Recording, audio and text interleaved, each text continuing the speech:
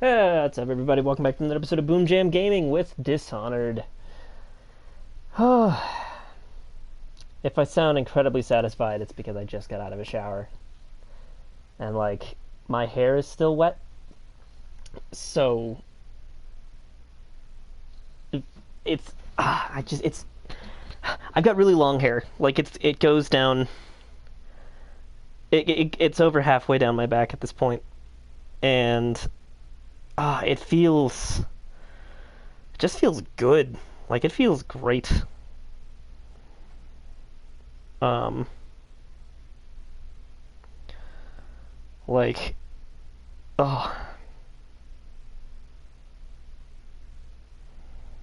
So I feel very, very refreshed right now.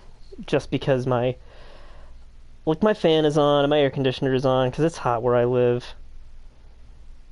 And my hair is wet, so it's getting all that extra cool air, and I'm just feeling good.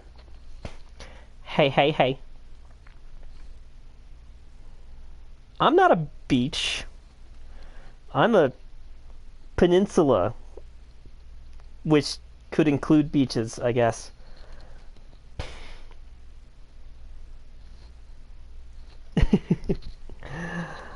But not a whole lot. Like I was just telling the ether, I just got out of the shower, so my long ass hair is still wet because I don't use a dryer at all. I don't like to apply heat to my hair.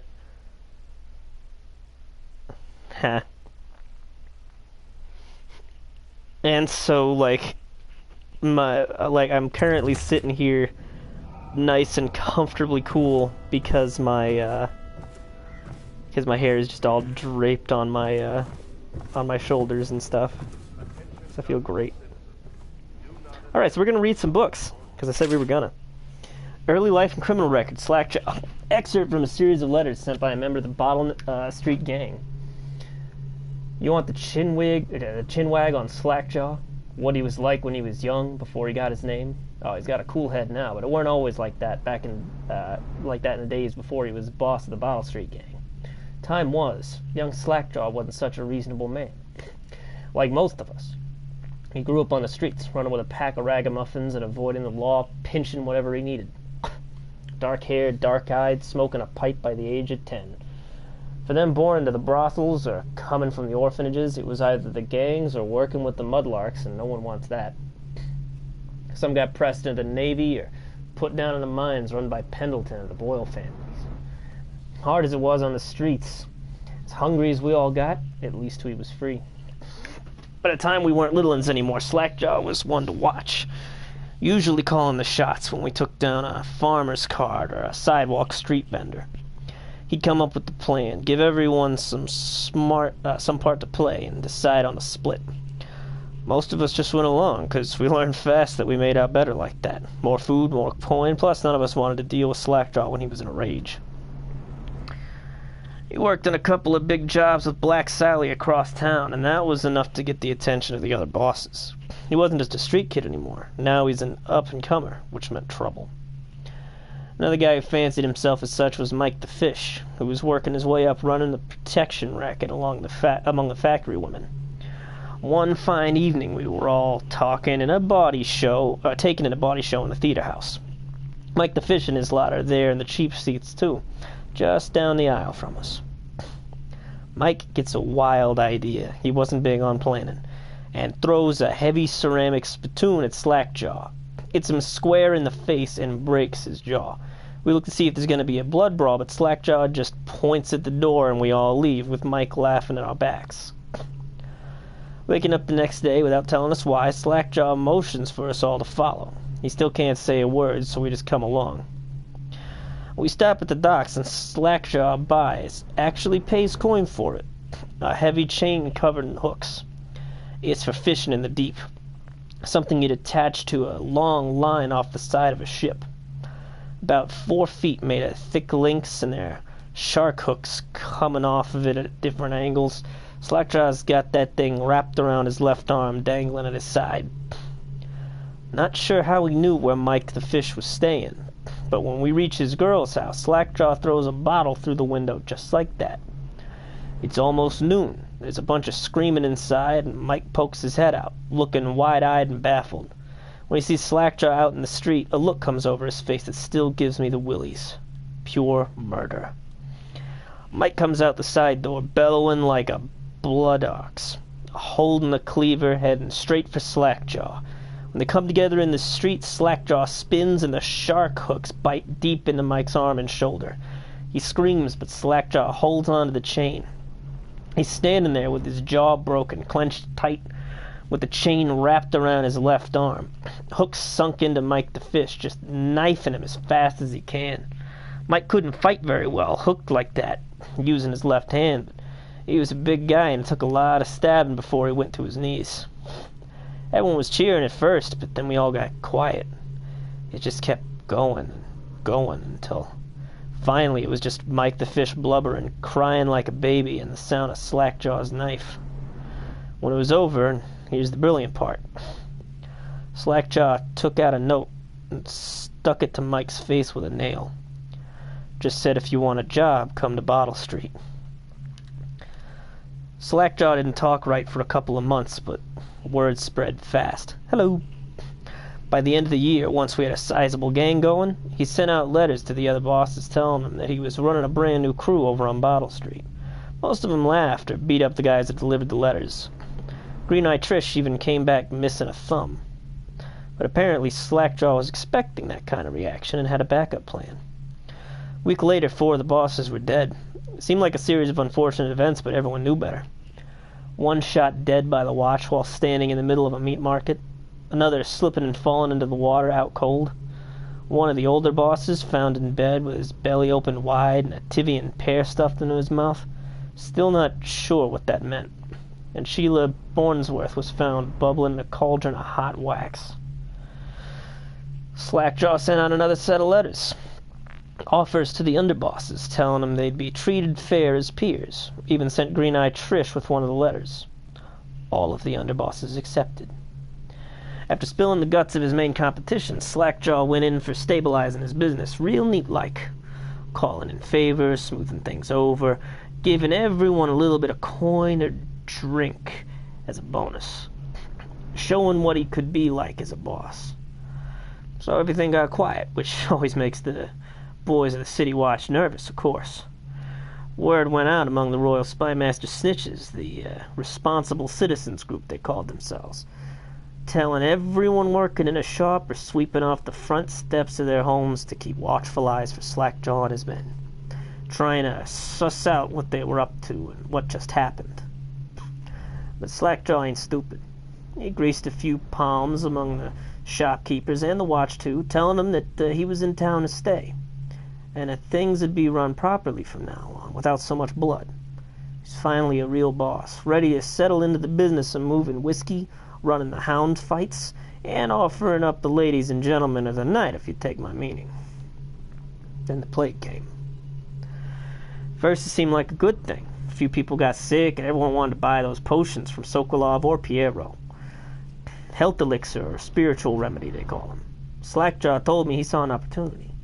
We already had an old whiskey factory with a still where we could water the stuff down and sell it discounted. Doing the same with Sokolov's elixir was a smart plan. Pretty soon everybody in the slums was sick and business was good, but after a while there were so many people down with the plague that everyone got scared. Everybody started acting real nasty and everything fell apart. When people can't work, they don't have the coin for elixir, watered down or pure. When the Empress died, it seemed like Dunwall would slide into the void. Spymaster Burroughs took over and the watch started using all that new Sokolov technology. Watchtowers, tall boys, them arc pylons. Put up a wall of light across Clavering Boulevard and cracked down hard. But Slackjaw surprised us again. Instead of leaving town on a boat bound for Morley or one of the other isles, he stayed and kept it all together. Get as much elixir to fight off the plague as the City Watch with their taxes and rations, and that's kept us alive so far. Crowley, Bottle Street Gang. That is an awful way to die, isn't it? Hot boiling waxed to death? Like, Jesus, man. I wonder if she's the one who cut off Trish's thumb. Let's see. Field survey note. Oh, empty bottle. The Royal Spy. Excerpt from the personal memoirs of Hiram Burroughs, dated several years earlier. It's the 4th day, month of high cold. Progress continues on the suppression of gang activity in the distillery district, but more slowly than I'd expected. The ruffians operating there have been cunning. I'll grant them that. It's only a matter of time. I'll see their leaders flayed. My brain was like, flogged? Surely he means flayed. No. Flogged in public and sent beneath the royal executioner's blade. If I had my way, that mute bastard would be working night and day, removing the heads that needed removing. Internally, the Empress does not seem pleased with my investigations. It seems that it is beyond her thinking, against her very nature as a trusting person, to believe that traitors move amongst us. But I know they do. They must. No, Jessamine would rather spend her time with the royal protector. At least he's likely to stop any immediate threat to her safety, but a strong arm is not what's needed against those who would undermine us. How will Corvo's sword stop poisoned wine glass or an explosive delivered by courier? It will not. There are many threats around us, threats requiring meticulous efforts to police. Young Lady Emily is undisciplined, I'm afraid. Here within Dunwall Tower she receives instruction from the finest tutors known in the Isles, yet her mother spoils her, and she spends most of her time lost in imagination, wasting her time drawing, or asking Corvo to teach her to fight with wooden sticks. The girl might rule the Empire some day. Every moment spent at play is a moment wasted. Shoring up security for the main gate leading into Dunwall Tower has been another pet project of late. To think that back in his day, Emperor Kaldwin left it open to the public during the day, allowing anyone to come and go as they pleased. If it were up to me, I'd seal off access to the streets entirely, but the Empress won't hear of it. The waterlock is much easier to protect, and if it were the only way into the tower, traffic in and out would be greatly reduced. Someday the wrong person's going to slip in and we'll suffer for it, mark my words. No amount of security is excessive when it comes to protecting heads of state. The Empress also disapproves of my plans for the Sokolov devices. Sokolov himself has no interest in security, of course, but he's vain and therefore keen to see his inventions deployed in any fashion. This wall of light he's been tinkering with has promise. In any case, at least I was able to convince the Empress to upgrade the pistols carried by the officers of the watch.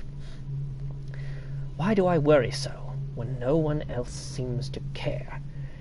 If I ever fall asleep, will it all sink into the ocean? Will the rough things clamber over the walls and fill themselves on our flesh? This is what I see in the same dream several times each month. If only I had more say in things, more authority, I could protect us all. Perhaps I've been working too hard. Dinner and an evening of conversation with a certain lady of refinement might be in order. Perhaps somewhere nice in the estate district. Hiram Burroughs, Royal Spy Master. Ooh, rumors and sightings, stab. Yes, that was Hiram Burroughs. It's our spy master, and that's the guy who framed me. No matter how peaceful a playthrough that I go through, I want to kill him. Excerpt from an overseer's covert field report. For over a year now, I've lived away from the Abbey, without the company of my overseer brethren or the guidance of the blind sisters of the oracular order. Days have passed with me sleeping in the dens of cut-purses, murderers, and worse, and the nights have seen me prowling through the worst alleys and wretched corners of Dunwall. I have taken my meals with killers. At times I have ventured beyond the city walls, meeting in forgotten graveyards and the outlying ruins frequented by those of ill means.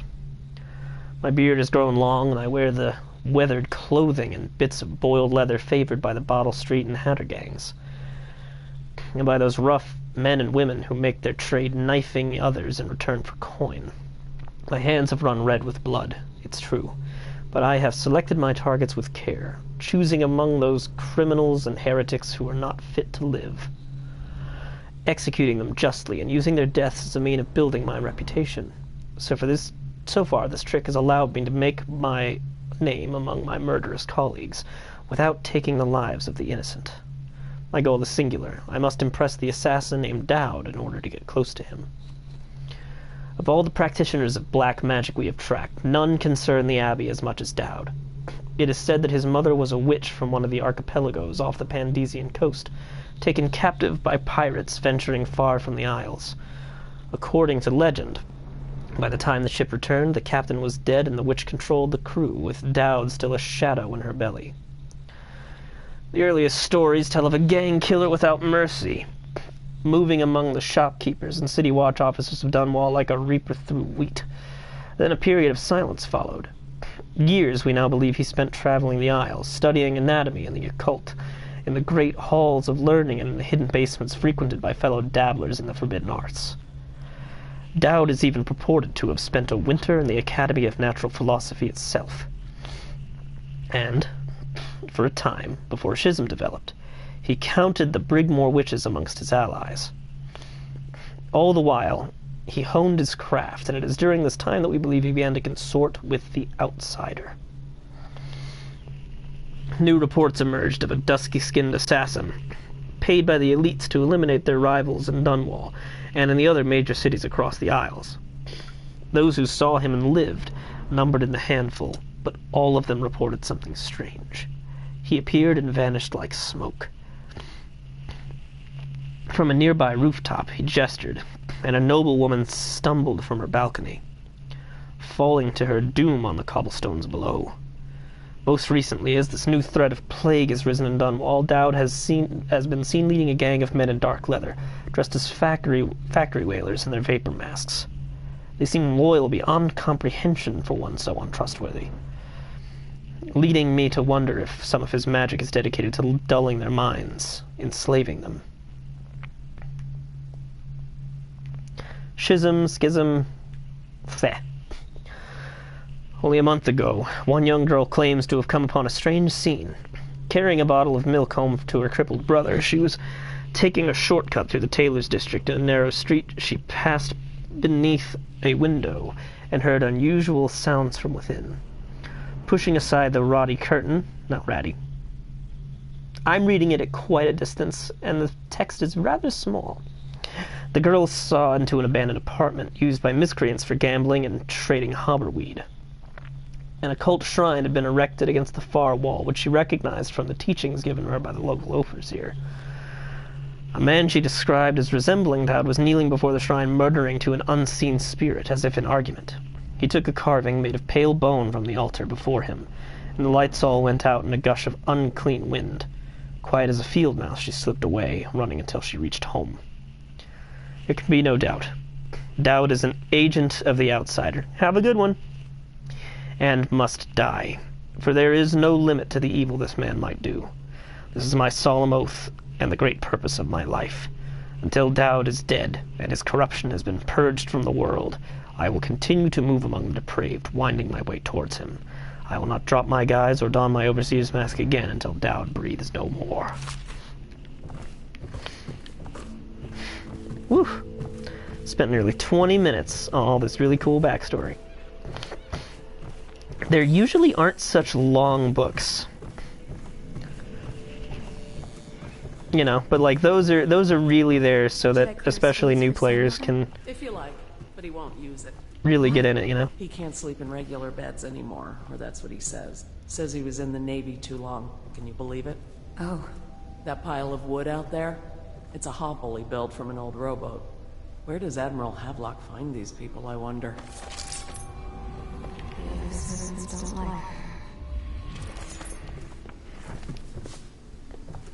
I had a sailor for a boyfriend once.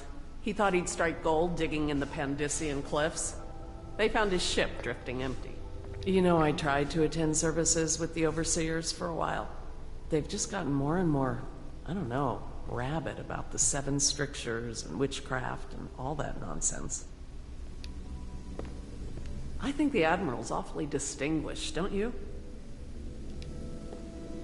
I like talking to Everyone I know people. cried the day we heard the news about the Empress. Poor woman. And her little daughter lost. From what I understand, it just killed the Admiral to be cast out from the Navy. That was his life, before the Lord Regent came along. Someone came and banged on the door a few nights ago. I thought Lord Pendleton would piss himself. Oh, begging your pardon. To think what I spend smuggling in wine for his lordship. That Wallace can cook, yes. But the way he talks to us, you'd think he was a lord himself. These butlers, man. I'd work for you for a year for free if you managed to get that Lord Regent off the throne. None of the shops are open, all the business has dried up, and most people can't even walk the streets. That man's a blight on the city. Well, that's nice of her. For free, eh? Good day, Master Corvo. I like her. She's adorable. Lydia and I trade chores sometimes, and I'm starting to think I never come out ahead. She's a smart one. Ah. Corvo seems to have arrived in good shape. Much better than I expected, given what I've seen of Coldridge Prison. He seems willing to work with us, and he shouldn't lack for motivation. The man has lost everything. We'll judge how he performs in the field. And if I can, I'll find a way to test him personally. It's been days since our men were dispatched to stash weapons for Corvo in the old sewer. They have not returned, so I can only hope they succeeded in getting the packages delivered. Piero spent considerable time and resources making those things. If I could find a way to mass-produce them, the Dunwall Navy would secure its place as the dominant force on the globe. But back to Corvo. Can he actually break out of Coldridge? And if so, will he make his way here? I personally give him odds of 1 in 5. Cool, man.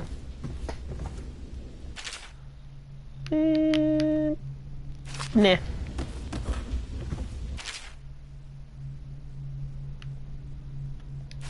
I've read all these books, personally.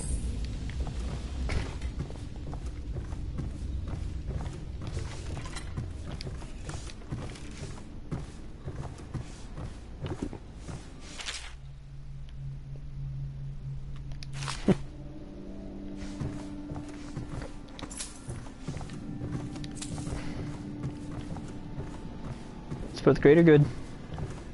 I need this money. Hey, pear.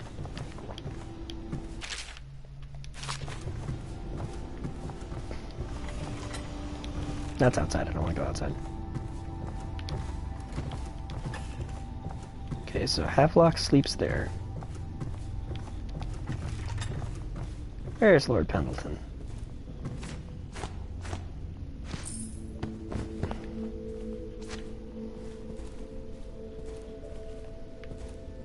Lord Pendleton Memoirs, Chapter 27.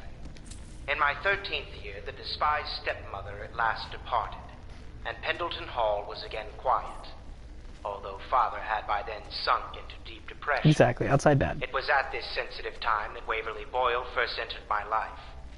She who will be the source of many tender recollections to come. Blood plague indeed.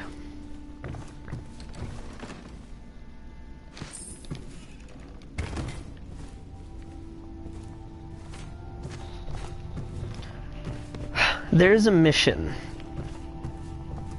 that the target is randomized each time, and it's a really cool mechanic. It's just interesting because there is a canon answer to it, and I think the first time I ever played it, I got the canon answer.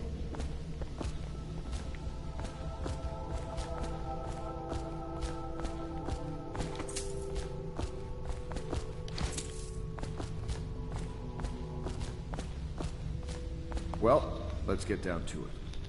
First off, I know that assassination is dark business, but sometimes good men have to do bad things to make the world right. Our purpose is clear. We want to restore Her Majesty's line by finding and putting Emily Kaldwin on the throne. Aye. To those ends, we'll hide, act in shadow, take them apart, piece by piece.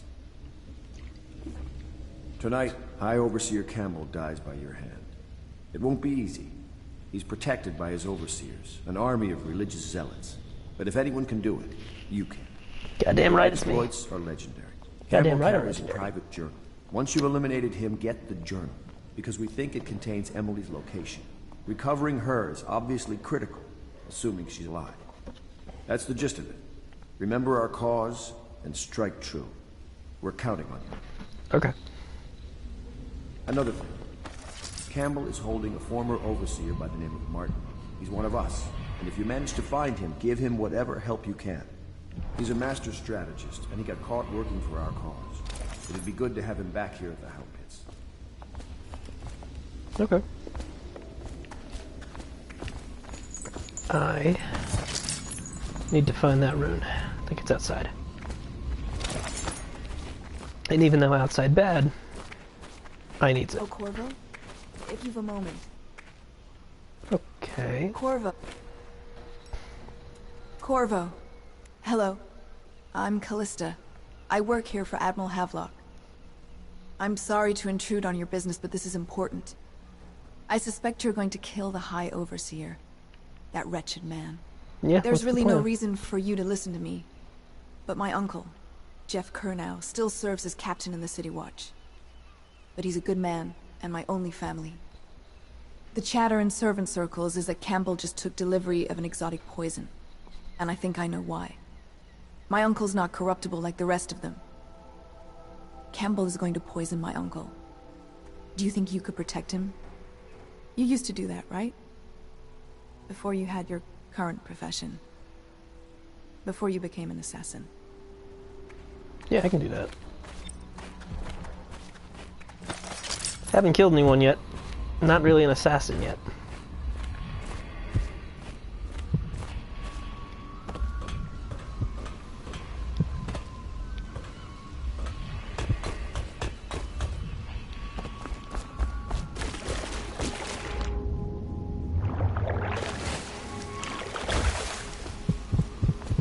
There it is.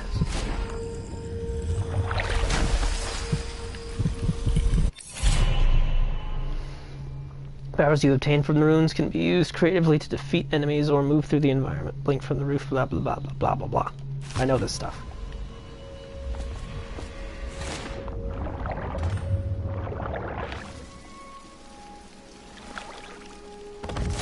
I'm getting chased by bad fish.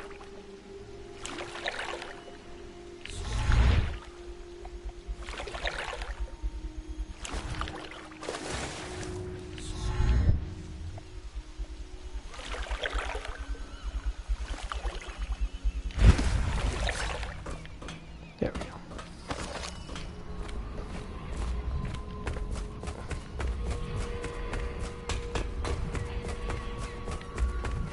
Let's see. Let's go talk to Piero. Cool, star chart. Such laughter, and they sing old songs, linking arms. But that's when I had your time.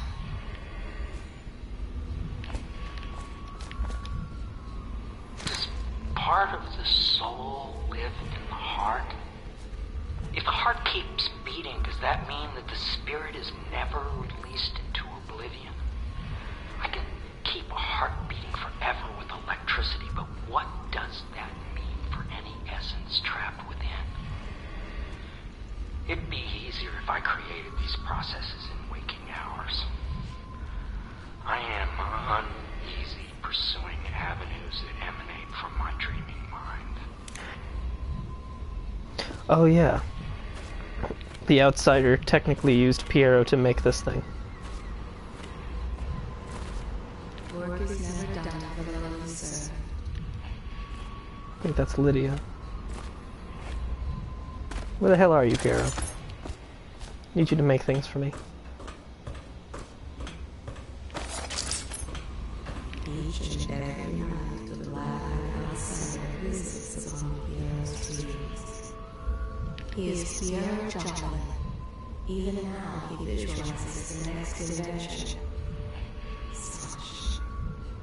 I wish you could see it too. Poor Pierre. His elixirs have cured so much for so many, but they cannot cure his brain fevers.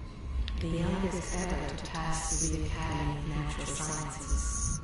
So the law will never forgive him that. He has spied upon Callista as she bathes. More than once. Pervert. Each and every night the black outsider visits upon Pierre's dreams. What can I do for you? Make me things, bitch. I found all those statues, and those were all worth a lot. Excuse me. So.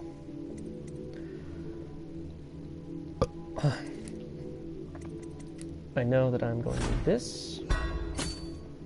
Gonna need that. Gonna need that.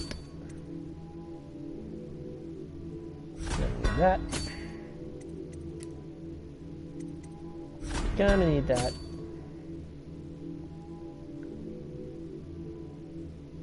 And I will take this as well. Alright. I should be good.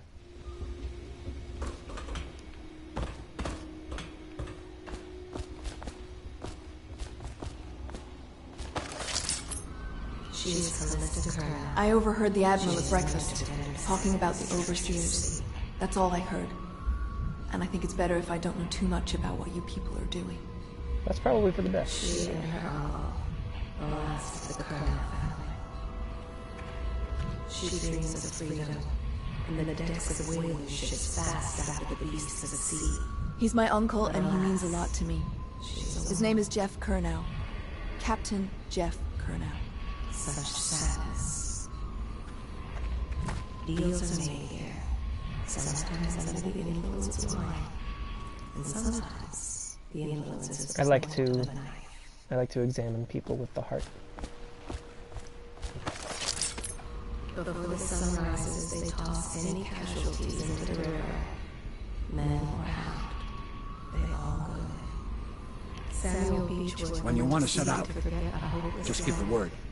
He succeeded. The boatman has a good heart. I'm ready when you are, sir.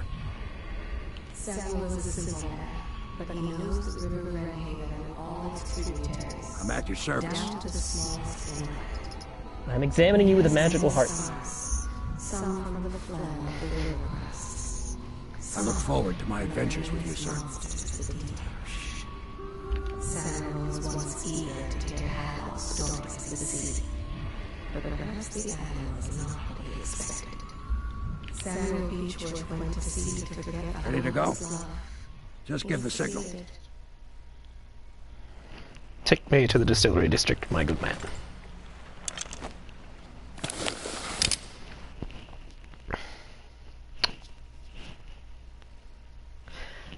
There are 3 powers that I definitely need to make any stealth run a super success. And I will have them all soon. But I will need to, I will need a lot of bone charms for it. High Overseer Campbell leads the city's militant religious faction and is a close ally to the Lord Regent. Campbell is completely corrupt and holds the secret to Emily's location. Infiltrate the office of the High Overseer, steal Campbell's journal, and eliminate him. An ally to the Loyalists, Martin is being held there. Free him and allow him to escape.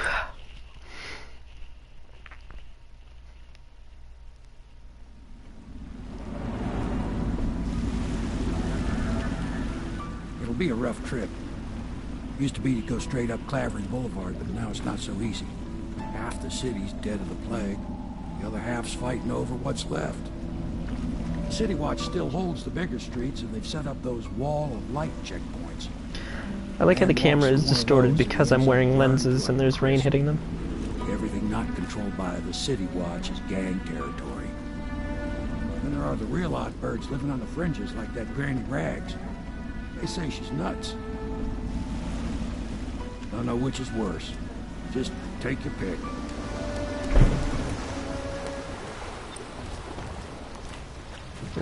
Delicious rat skewer.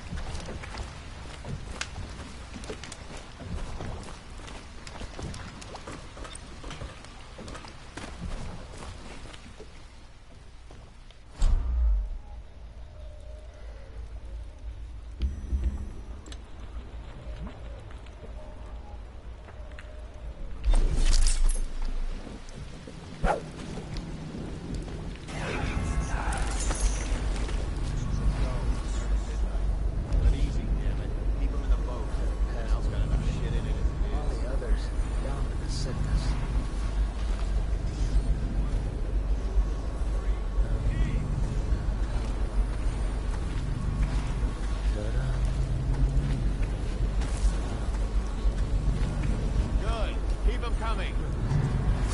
Help! You're gonna bleed. Oops. Nah, I'm just gonna. Oops. That's what autosaves are for. I wasn't 100% sure if that guy was gonna freak out, but I guess seeing a dude in a mask, he was like, nope. Or maybe there's a curfew.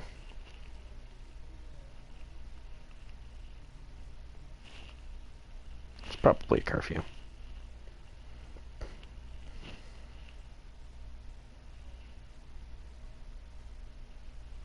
I'm hungry again, like I just ate.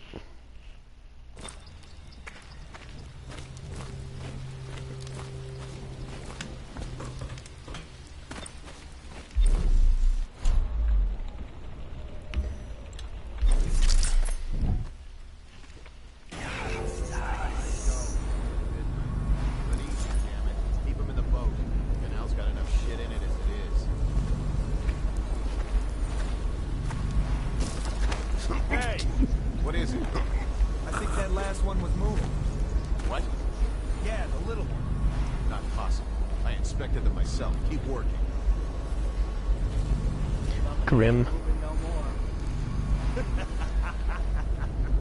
Fuck you guys. You're all terrible.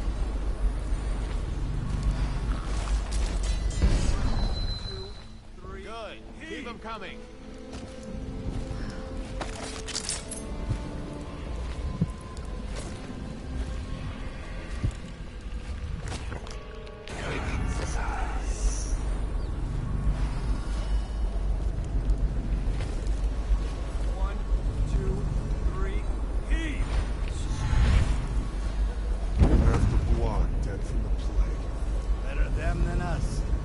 Some of them have money.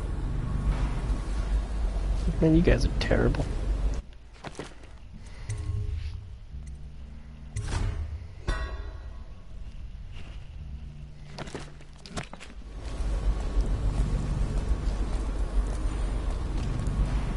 One, two, three, heave!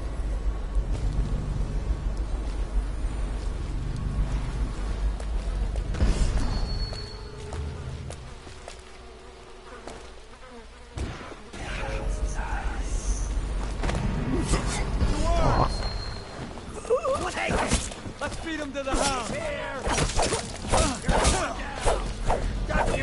Yeah. What's fun is sometimes it's very clear that you've been beheaded when you die, because like you'll be like spinning.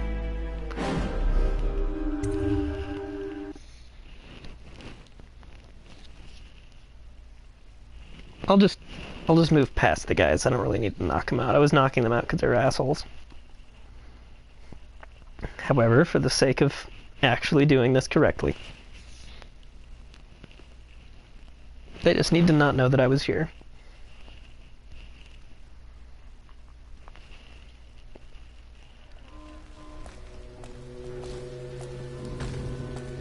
One, two,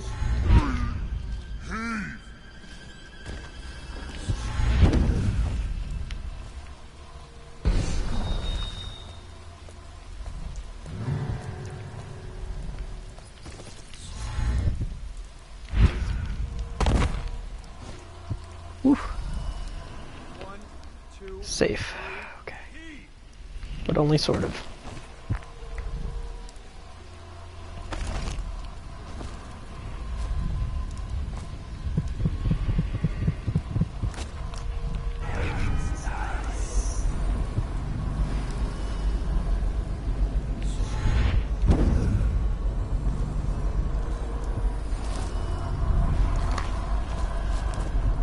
Darwin and Gwen.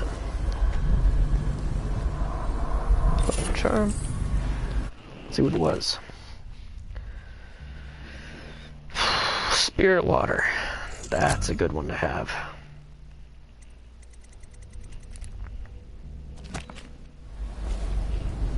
Death in the Month of Songs. Excerpt from a longer work. Beautiful poetry, but I don't have time.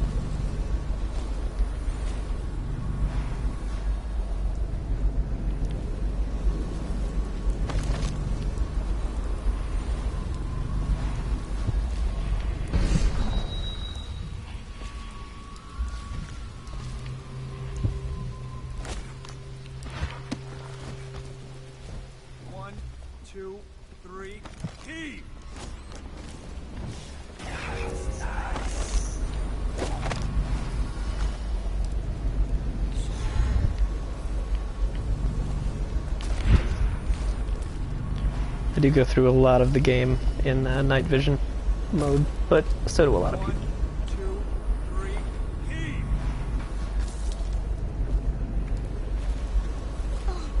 Nasty rat. Get away.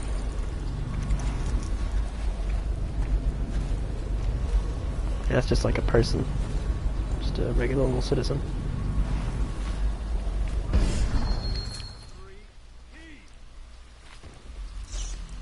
Copper wire. Attention, Dunwall citizens. Report all deceased family members to the local dead count. Unreported deaths are a punishable offense. Sorry, I can't help you. I don't know this area well. Gotcha. Okay. I have a bone rune. But I need more in order to... Okay, I also need agility. But what I need to make the ultimate for the best stealth is dark vision, blink, bend time. Possession can be good too.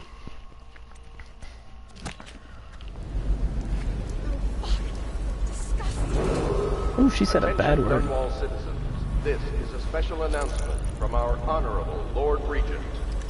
This is the Lord Regent speaking. It is with regret that I announce that my term as Lord Regent has been extended through the month of harvest and potentially beyond. In addition to this continuing crisis, the overseers of the Abbey of the Everyman remain in service to the state and are empowered to enforce order whenever and wherever necessary. We owe our thanks to High Overseer Campbell for the generous loan of their services.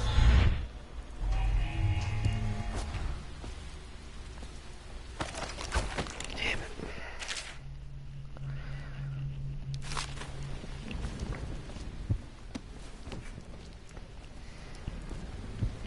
Okay, here we go. So over here is a thing called a wall of light, and I cannot pass through it or I will get vaporized.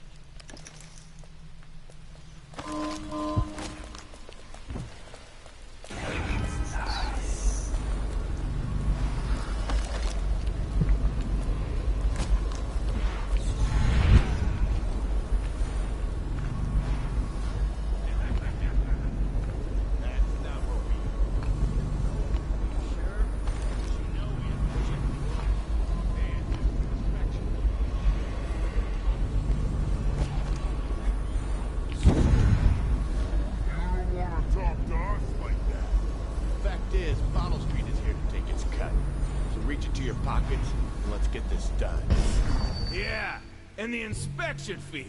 We can't help it. Just the way we do things on Bottle Street.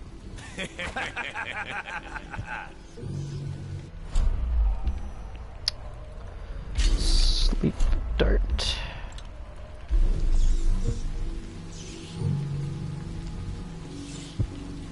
Anyone there?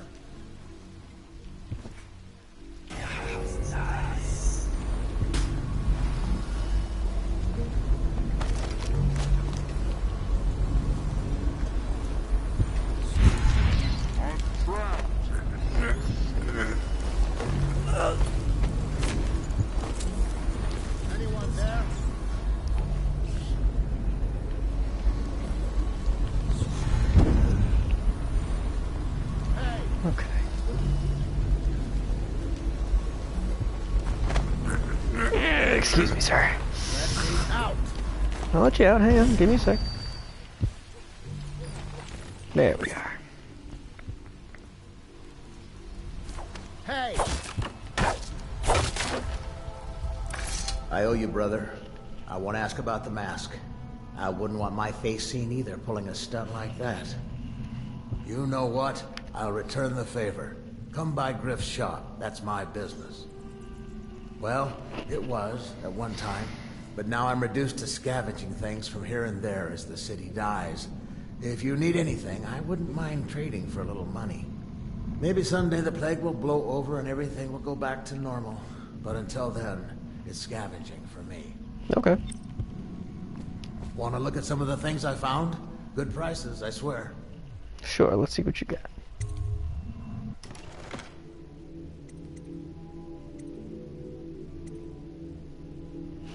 Yes.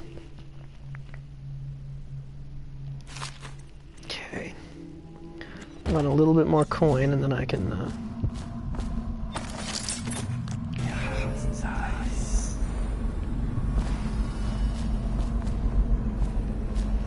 get that blueprint from him. Blueprint's good. All the others down in the cinders.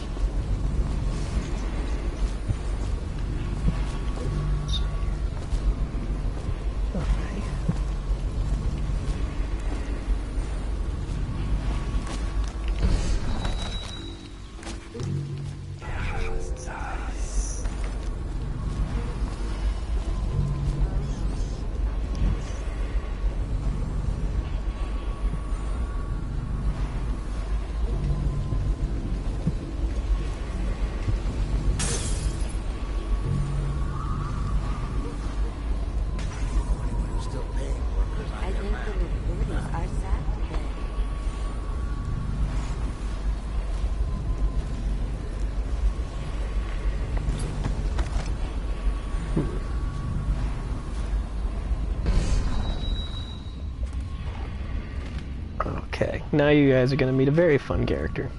I told you the knives go on the left. They've always gone on the left. You never listen.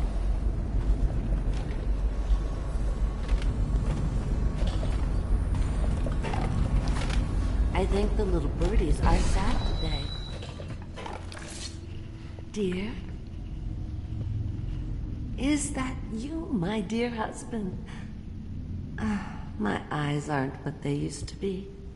Have you seen my little birdies? Oh, the dear things must be starving without their granny. Here, birdies. Here. Oh, my. I think I have gentlemen callers again, but not the way I used to, not the nice ones. I hear them, and they're not very polite ones either. Granny Rags, let us in.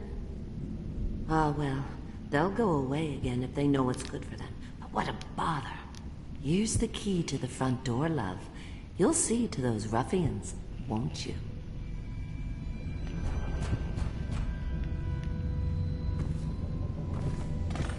If I was a birdie, I'd want to eat that. Yes, I would, indeed. Let us in, Granny. Blind, not deaf. They've always gone on the left. You never listen. Okay, we'll save again. Because you know me, I'm not gonna do this the lethal way. Wait.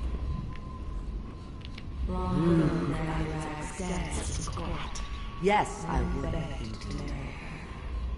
In her mind's eye, she is fancy tread in velvet. I told you the knives go on the left. They've always gone on the left. You never listen. Careful. She treads with purpose, and is not as frail as she sings. I think the little birdies are sad today. Following along, taunting. She has given herself fully to the outside. I told you the knives go on the left. They've always gone on the left. You never listen. The doom of Panacea has come to the city. There we go. Be careful, Corvo. They call her Granny Rags. You wouldn't recognize her real name, or even the name of her family, But an emperor begged for her hand once, and rich young men fought each other for her favor. I watched her consider them all, measure their worth, and find them wanting. Then, she made a different choice. You're on your way to face the High Overseer, the leader of a great cult dedicated to loathing me. What will you do, I wonder?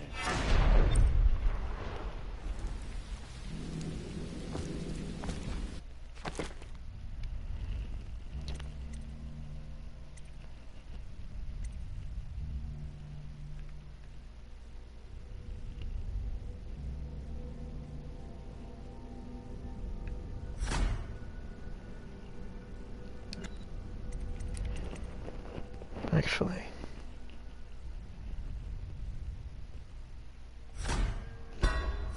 agility would be good here.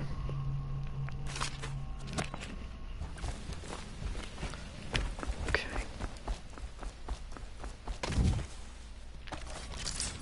The brown that's not a nice thing. Just discard it. Garbage, garbage, garbage, garbage. All of it. I would like to rest. At the Academy, they cut the flesh of the dead and trap the lightning from the sky. Open up! My ice is cold. The great ships have stopped bringing their hulls. Let us in! What have you done to me? My father had golden hair. My mother hair like ash. I've heard tell of a gang that dresses like waitresses in the oil refineries. People say they practice black magic. This city is built on the bones of the great ones. When the last Leviathan is gone, darkness will fall. Open up! Okay. Now, let's see.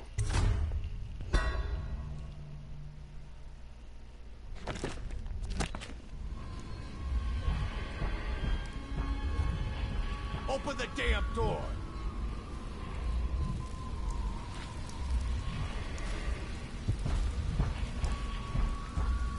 Let us in! Need somewhere good to attack from. Or I won't be noticed. As good a place as any.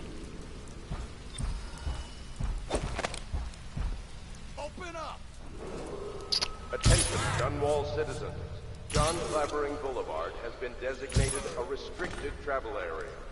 Any citizens are liable to search or imprisonment at the discretion of the City Watch. I think the little birdies are sad today. And that was all with sleep darts, so those guys are fine. Granny, Granny, Granny, come out with me instead. Oh, my dear. I knew you'd help me with those ill-mannered boys. My brave man. Listen, Granny has a birthday present for you. I got it from the outsider, and now I'm giving it to you. Go on. It's upstairs. On the vanity. I think you'll cut a nice figure with it. Remember how we used to dance? Our parties were even grander than those at the Boyle Manor. Everyone wanted to come.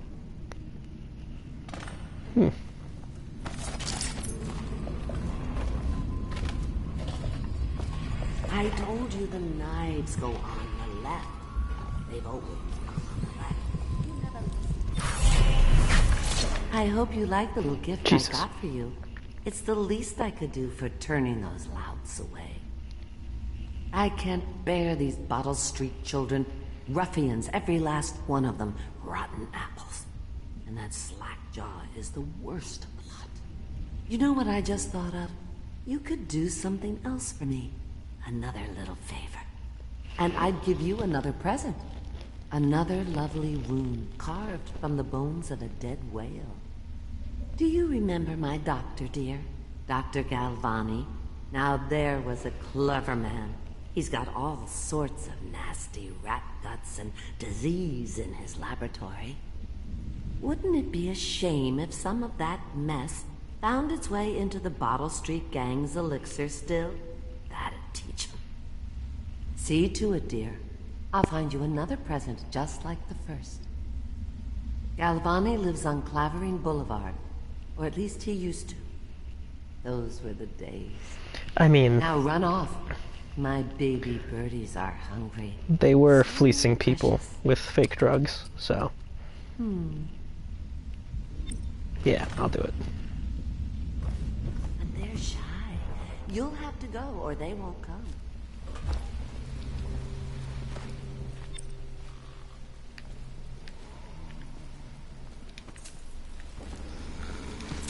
My money. Money.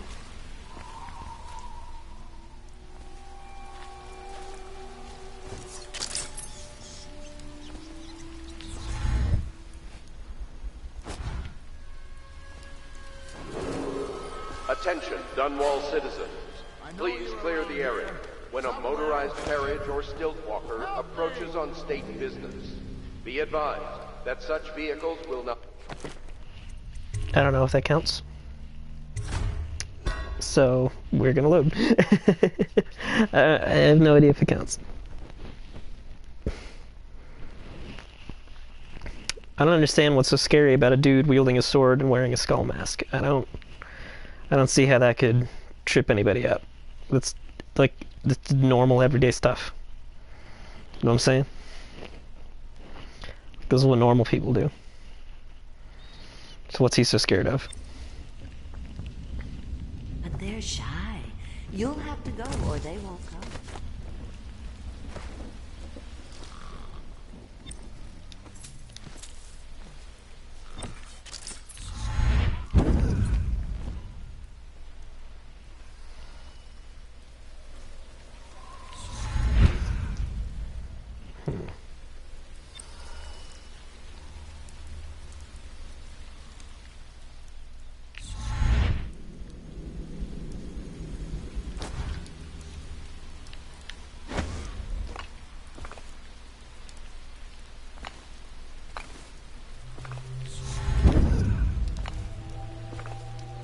Lookout's orders.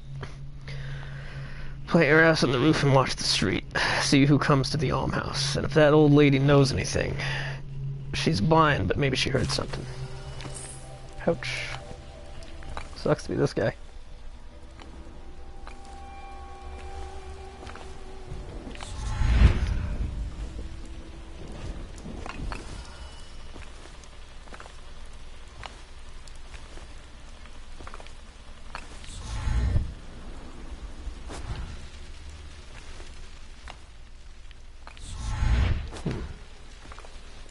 Let's see.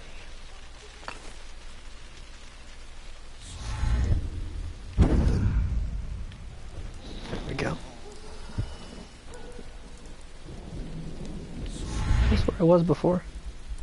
I like that he can perch on a friggin' light post.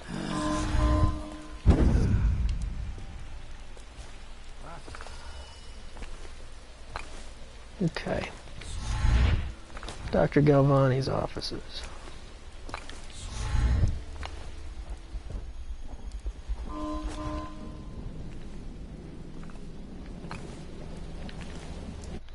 Before I make this jump, we will of course save the game. Because this is going to be a dangerous jump.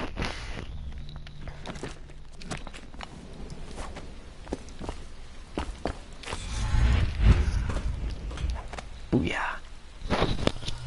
That could have gone super wrong. But it didn't, because I am a good jumpist.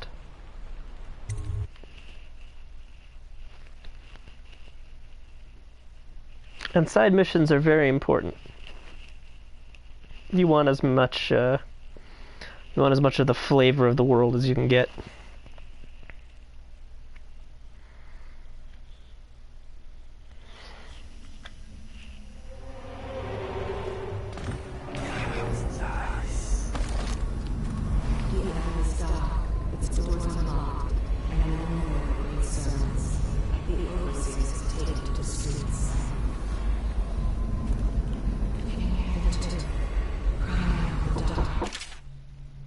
One moment.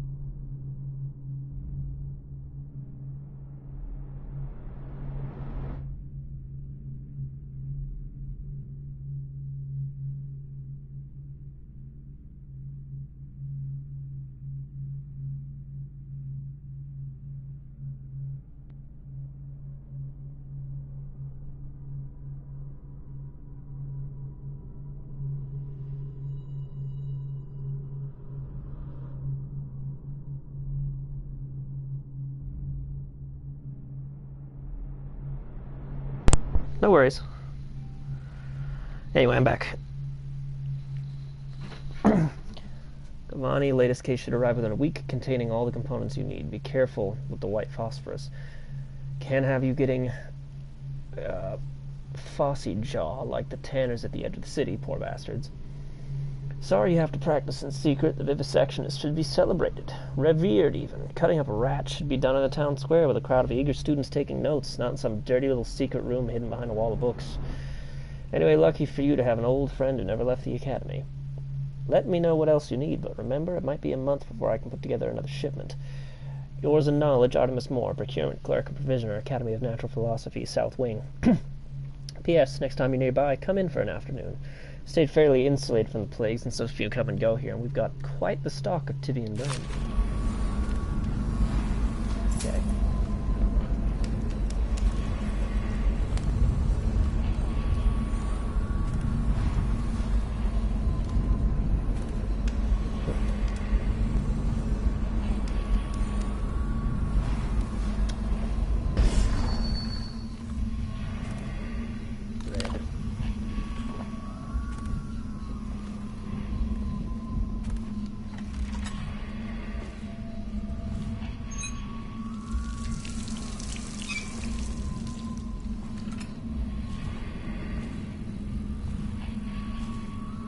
The thinkers of the city.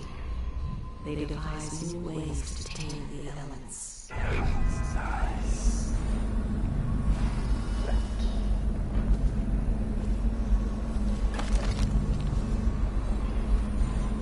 Not so long ago, Dunwall was a proud city.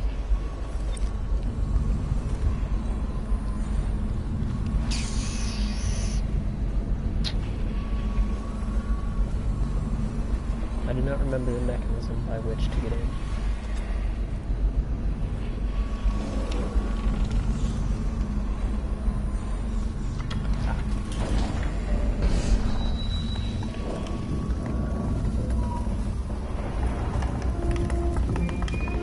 Just quietly close that back up.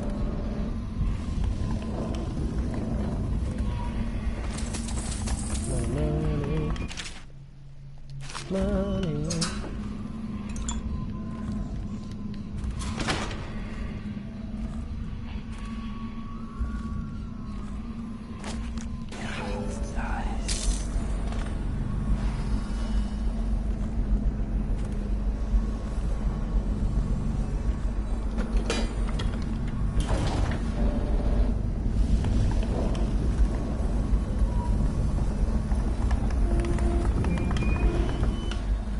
Now I believe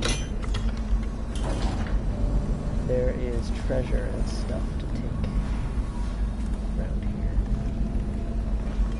Just can't remember where or where. Obviously, the plague rat is distinct from the ordinary rat, but in what respect? Its size and the coarseness of its fur, and I believe in intelligence, although the experiments there are not complete. Coriander's zoological survey describes only the ordinary rat, which means plague rats have only been here for 5 or 7 years at most. This was not a gradual migration. Could they have been introduced on purpose? Perhaps by a foreign power.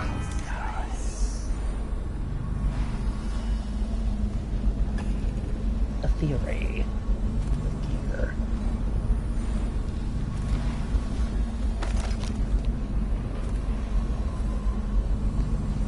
Alright, well.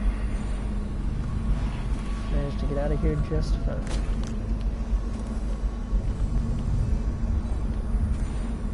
How did I get in here? Okay.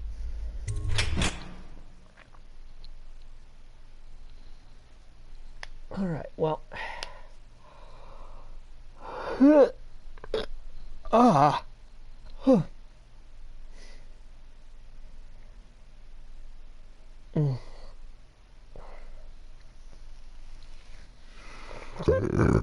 Excuse me.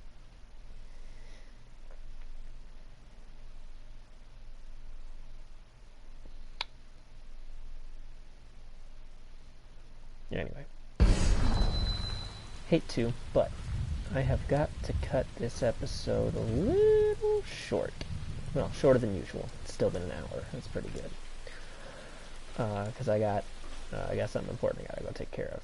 But I'll be back later tonight, hopefully with Revelations 2. I will see you all next time. Bye-bye.